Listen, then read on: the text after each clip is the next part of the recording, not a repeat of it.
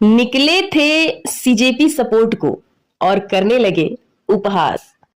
चलिए, एक सवाल है आपसे। अगर आपका दोस्त आपसे कहे कि अपने पिता को गाली दो, तो क्या आप दे देंगे? अगर आपका दोस्त कहे अपनी माँ का अपमान करो, तो क्या आप कर देंगे? और अगर आपका दोस्त कहे ईंट उठाओ और अपने पिता के सिर पर मार दो, तो क्या सिर्फ इसलिए कर देंगे ताकि दोस्त ने कहा है? नहीं ना। तो फिर जब कोई आपको किसी व्यक्ति को गाली देने के लिए उकसाता है, तो आपकी बुद्धि, आपका विवेक और आपके संस्कार कहां चले जाते हैं? और अगर बात देश के प्रधानमंत्री की हो, तो क्या लोकतंत्र के नाम पर किसी भी तरह की भाषा का इस्तेमाल करना सही हो जाता है? आज सवाल शिक्षा का है, सवाल प्रदर्शन का है, सवाल अधिकारों का है। लेकिन सबसे बड़ा सवाल है, क्या अपने अधिकारों की लड़ाई लड़ते लड़ते हम अपनी मर्यादा भूल सकते हैं? नमस्कार दोस्तों, मैं हूं पल्लवी और आप देख रहे हैं पल्लवीज राजनीति। आज मैं किसी राजनीतिक पार्टी का प्रचार करने नहीं आई हूं। और सबसे पहले एक बात बिल्कुल साफ कर दूं कि अगर किसी संगठन या समूह ने शिक्षा से जुड़े मुद्दे को लेकर प्रदर्शन किया, अपनी मांगों को सरकार के सामने रखा, अपनी आवाज उठाई, तो इसमें गलत क्या है? लोकतंत्र का विरोध करना हर नागरिक का अधिकार है। आप सरकार से सवाल कर सकते हैं, आप किसी नीति का विरोध कर सकते हैं, आप अपनी मांगों को लेकर प्रदर्शन कर सकते हैं, आप नारे लगा सकते हैं, आप अपनी बात जनता और सरकार तक पहुंचा सकते हैं। मैं भी कर सकती हूं, आप भी कर सकते हैं और हर नागरिक कर सकता है। लेकिन क्या प्रदर्शन करने का अधिकार हमें किसी को भी गाली दे देने का अधिकार भी देता है? यहीं से असली सवाल शुरू होता है। प्रधानमंत्री कोई भगवान नहीं है। प्रधानमंत्री से सवाल कीजिए, उनकी नीतियों की आलोचना कीजिए, उनके फैसलों पर सवाल उठाइए। अगर आपको लगता है कि सरकार ने गलती की है, तो खुलकर बोलिए। लोकतंत्र में सरकार की आलोचना होनी ही चाहिए, लेकिन आलोचना और अपमान में अंतर होता है बेटा। सवाल और गाली में बहुत बड़ा अंतर होता है, विरोध और बदतमीजी में अंतर होता है, और हमें यह अंतर समझना ही होगा। क्योंकि अगर हम यह कहने लगे कि हम तो प्रदर्शन कर रहे थे, इसलिए जो मन में आया बोल दिया, तो फिर कल को कोई भी किसी को कुछ भी कहकर चला जाएगा और कह देगा कि हमें उस समय क्रोध था, हम आपको कह दिए, फिर आपको बुरा क्यों लग रहा है? कोई भी तो कहेगा ना कि मैं गुस्से में था। कोई कहेगा मेरे दोस्तों ने उकसा दिया था इसलिए मैं आपका सर फोड़ दिया, आप बुरा नहीं मानिएगा। कोई कहेगा हम तो आंदोलन कर रहे थे इसलिए आपका हाथ पैर टूट गया मेरे हाथों द्वारा। लेकिन सवाल यह है, क्या आंदोलन आपको अपने शब्दों की जिम्मेदारी से मुक्त कर देता है? नहीं ना। और अब मैं उस तर्क पर आती हूं जो सबसे ज्यादा सुनने को मिलता है। हमसे दोस्तों ने कहलवाया था, हमारे दोस्त पीछे से मुझे धक्का देके मेरे मुंह में उंगली डाल के उगलवा रहे थे गालियां। तो मैं आपसे एक बात पूछती हूँ, अगर आपका दोस्त कहे कि अपने पिता को गाली दो, तो क्या दोगे? अगर दोस्त कहे कि अपनी माँ को अपमानित करो, तो क्या करोगे? अगर दोस्त कहे कि अपने घर की पूजा की चीजें तोड़ दो, तो क्या तोड़ दोगे? अगर दोस्त कहे अपना धर्म छोड़ दो, तो क्या छोड़ दोगे? अगर दोस्त कहे कि किसी निर्दोष को मारो, किसी की हत्या कर दो, तो क्या मार दोगे? नहीं। क्यों? क्योंकि यहाँ आपका विवेक काम करता है। आपको पता होता है कि क्या सही है और क्या गलत है, हम क्या करेंगे तो क्या हमारे ऊपर बुरा हो जाएगा और क्या अच्छा हो जाएगा। तो फिर ये सार्वजनिक मंच पर आते ही यह विवेक कहाँ चला जाता है आपका? दोस्त उकसा सकता है, लेकिन आपकी जुबान सिर्फ आपकी है, आपकी पहचान है। इस चीज को कब समझोगे?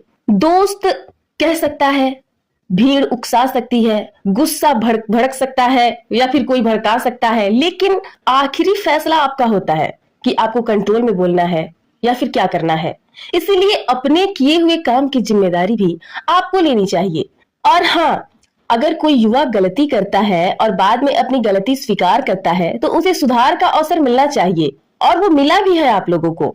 अगर वह कहता है कि मुझसे गलती हो गई, मुझे ऐसा नहीं बोलना चाहिए था, तो उसकी बात सुननी चाहिए। गलती स्वीकार करना अच्छी बात है। मैं खुद इंसान हूं, मुझसे रोज न जाने कितनी गलतियां होती हैं, कुछ ऐसी भी होती हैं जिसके लिए मुझे एक्सेप्ट करना पड़ता है कि हाँ, मैंने आज ये गलती कर दी। बहुत सारी गलतियां ऐसी होती है जो इग्नोर हो जाती हैं। लेकिन गलती का कारण बताना कि दोस्त ने कहा था, अपने आप में कोई मजबूत बचाव नहीं है ये। क्योंकि अगर गलत काम का बहाना यही होगा कि किसी ने मुझे उकसाया था, तो फिर आपकी जिम्मेदारी कहाँ गई? आपका व्यक्तित्व कहाँ है? फिर आप क्यों गए थे प्रदर्शन में? आप वहां प्रदर्शन कर रहे थे तो अपने लिए कर रहे थे या दोस्त के लिए कर रहे थे? तो फिर वहां तो आपके व्यक्तित्व को देखा जाएगा। और अब एक और बात, अगर देश का प्रधानमंत्री किसी मामले में यह कहता है कि युवाओं से गलती हो गई, वे बच्चे हैं, उन्हें माफ कर देना चाहिए, तो क्या हमें कम से कम उस पहलू पर भी बात नहीं करनी चाहिए? मैं यह नहीं कह रही कि प्रधानमंत्री की हर बात सही है, बिल्कुल नहीं। मैं यह भी नहीं कह रही कि हर निर्णय का समर्थन किया ही जाना चाहिए, ना, बिल्कुल नहीं। आपकी मर्जी है, आप खुद सोचने समझने की क्षमता रखते हैं। हम ऐसा बिल्कुल नहीं कह सकते कि आपको क्या करना चाहिए, लेकिन अगर कोई व्यक्ति अपने खिलाफ कही गई बेहद अपमानजनक बातों के बावजूद यह कहता है कि गलती हुई है, उन्हें सुधार का अवसर मिलना चाहिए, तो कम से कम उस सोच पर चर्चा तो होनी चाहिए। और अगर कोई युवा अपनी गलती स्वीकार कर रहा है, तो उसका सुधार भी समाज के लिए महत्वपूर्ण है, क्योंकि हमारा उद्देश्य सिर्फ किसी को नीचा दिखाना नहीं होना चाहिए। उद्देश्य होना चाहिए कि गलती फिर दोबारा ना हो। लेकिन यहाँ आते ही एक नया तमाशा शुरू हो जाता है। आपने किसी के गलत काम को या किसी की गलत बात को अगर गलत कह दिया है, तो बस तुरंत लेबल लग जाएगा कि भैया ये अंधभक्त है। अरे भाई, किसी की गलत बात को गलत कहना अंधभक्ति कैसे हो गई? अगर मैं किसी सरकार की सही नीति की तारीफ करूं, तो क्या मैं अंधभक्त हूं? और अगर मैं उसी सरकार की आपके पक्ष में आकर के उसकी नीति की आलोचना करूं या फिर मैं गाली देने लगूं आपके साथ, तो क्या मैं समझदार हो जाऊंगी? ये कैसी राजनीति है? मैं किसी व्यक्ति की अंधभक्ति नहीं करती, मैं किसी पार्टी की अंधभक्ति नहीं करती, मैं किसी विचारधारा की भी अंधभक्ति करना नहीं चाहती। मैं जिस बात को सही समझती हूं उसे सही कहूंगी, जिसे गलत समझती हूँ उसे गलत भी कहूंगी। और अगर आपको मेरी बात पसंद नहीं आती है, तो मेरे तर्क का जवाब तर्क से दीजिए। और अब आते हैं एक सबसे महत्वपूर्ण हिस्से पर, शिक्षा। हम शिक्षा से लड़ रहे हैं और कह ये रहे हैं कि हम शिक्षा के लिए लड़ रहे हैं। बहुत अच्छी बात है, शिक्षा चाहिए, सबको चाहिए, हर बच्चे को शिक्षा चाहिए, हर युवा को अवसर चाहिए, अच्छी शिक्षा चाहिए, रोजगार से जुड़ी शिक्षा चाहिए, और सरकार से इसकी मांग करना बिल्कुल सही है। लेकिन शिक्षा के चक्कर में अपने संस्कार मत खोइए, शिक्षा के चक्कर में अपनी मर्यादा मत खोइए, और शिक्षा के चक्कर में अपनी संस्कृति मत खोइए, और आधुनिक बनने के चक्कर में अपनी जड़ों को मत भूलिए, अपने धर्म को मत भूलिए। क्योंकि शिक्षा का अर्थ सिर्फ किताबें पढ़ लेना नहीं है, शिक्षा का अर्थ सिर्फ डिग्री हासिल कर लेना नहीं है। शिक्षा का सही अर्थ विवेक होता है। शिक्षा आपको यह सिखाती है कि सवाल कैसे पूछना है, शिक्षा आपको यह सिखाती है कि सहमति कैसे व्यक्त करनी है, शिक्षा आपको यह सिखाती है कि सामने वाला गलत हो सकता है, लेकिन फिर भी उसके साथ इंसान की तरह व्यवहार कैसे करना है। शिक्षा आपको यह भी सिखाती है कि सिर्फ सामने वाला ही गलत नहीं होता है। आज हमें एक बहुत खतरनाक भ्रम हो गया है। हमें लगता है कि हम बहुत तेज बोलेंगे, बहुत आक्रामक भाषा इस्तेमाल करेंगे, किसी को गाली देंगे, किसी को अपमान करेंगे, किसी को मार देंगे, तो हमारी बात ज्यादा मजबूत हो जाएगी। नहीं, आपकी आवाज जितनी ऊंची होगी, जरूरी नहीं कि आपका तर्क भी उतना ही मजबूत हो। गाली तर्क का विकल्प नहीं है। अब शब्द विचारधारा की ताकत नहीं है। किसी को अपमानित कर देना आपकी बात को सही साबित नहीं करता, बल्कि कई बार यह दिखाता है कि आपके पास अपनी बात साबित करने के लिए तर्क कम पड़ गए हैं, इसलिए आप गालियों का प्रयोग करना शुरू कर दिए हैं। और मैं यहाँ धर्म और संस्कृति की बात सिर्फ इसलिए कर रही हूँ क्योंकि हमारे संस्कार हमें सबसे पहले यही सिखाते हैं कि असहमति रखो, लेकिन मर्यादा मत छोड़ो। अपने से असहमत व्यक्ति को भी इंसान समझो, अपने माता पिता का सम्मान करो, बुजुर्गों का सम्मान करो, और समाज में ऐसी भाषा को सामान्य मत बनाओ जिसे हम अपने घरों में बोलने की कल्पना तक नहीं कर सकते। अब आप खुद सोचिएगा, अगर हम अपने माता पिता को गाली देना गलत मानते हैं, या फिर कोई अगर हमारे माता पिता को गाली दे तो हमें गलत लगता है, अगर हम अपने परिवार के बुजुर्गों का अपमान करना भी गलत मानते हैं, तो फिर सार्वजनिक जीवन में किसी बुजुर्ग व्यक्ति के लिए यह शब्द इस्तेमाल करते समय एक बार तो सोचना चाहिए था। क्यों नहीं सोचना चाहिए? क्योंकि पद चाहे कोई भी हो, व्यक्ति चाहे कोई भी हो, मर्यादा की एक सीमा होनी चाहिए। और इसका मतलब यह बिल्कुल भी नहीं कि प्रधानमंत्री की आलोचना नहीं करो, उनसे एकदम असहमति रखो। बहुत सारी जगह है जहां आप उनको ये कह सकते हो कि आप उनको स्वीकार नहीं कर रहे, लेकिन किसी को गाली देना, उनके माँ बहन को गाली देना, ये तो गलत है। रही बात की आलोचना करो, लेकिन इतनी कि सरकार को जवाब देना पड़े, इतने सवाल पूछो कि संसद में चर्चा बन जाए, इतने तथ्य रखो सामने वाला जवाब देने पर मजबूर हो जाए।